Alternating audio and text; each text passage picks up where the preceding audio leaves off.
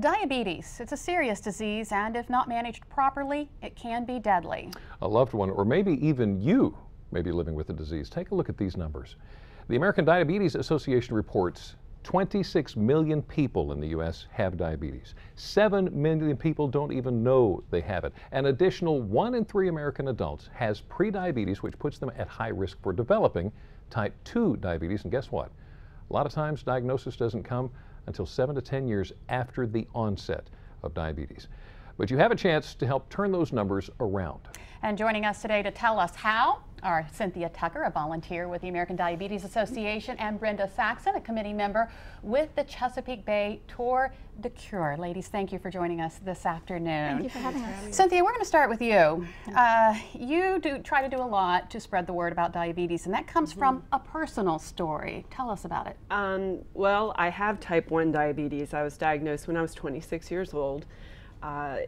It came as a surprise to me. I didn't know anything about it really, so there wasn't much education about diabetes. You were pregnant at the time, right? I was pregnant at the time, and they thought it was gestational diabetes, which is a different type of diabetes that women get when they're pregnant. Typically it goes away once the baby's born, but when my child was born, it didn't go away. I got very ill and then was diagnosed with type 1 diabetes. So from that point on, my education consisted of here's your medication, here's a diet plan you can follow, and that was about it. This went on for several years. I had 4 children.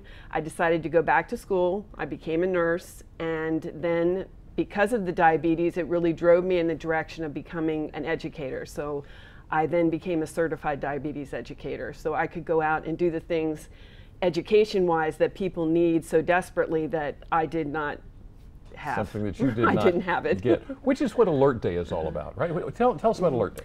Well, it's the 4th Tuesday of every March. This is the 25th year, and it is today. And basically, it's a wake-up call for people to go out and take the risk assessment test. It's 7 simple questions.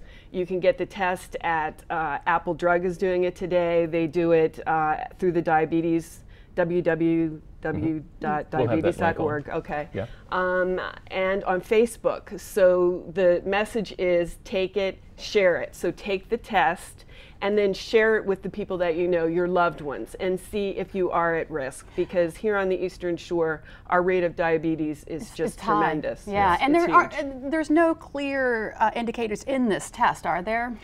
There's nothing that's going to diagnose you. It just tells you your risk.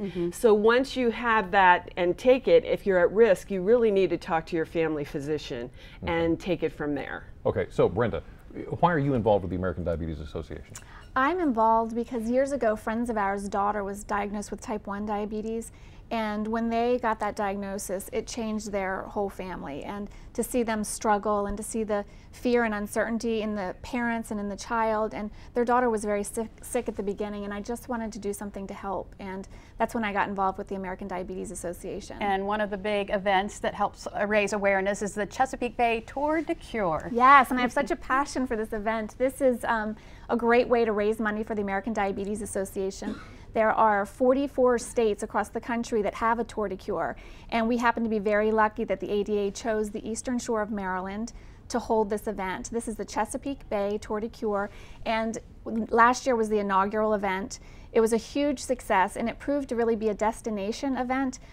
Riders from all over the country came to Easton to take part in this event, and for 2 reasons really. The Eastern Shore is such a beautiful area to cycle, and this the other reason is that this just raises money for the ADA, which helps research and develop ideas to help find a cure to stop diabetes. We see a lot of people wearing red in the pictures that we were just looking at. Tell us about the Red Riders. The Red Riders are really just the whole inspiration behind this ride. They are riders that are self-diagnosed as having diabetes, and they are the focus of what we're there for. We're really all in it for them, and they really show the courage that it takes to live every day with this difficult condition.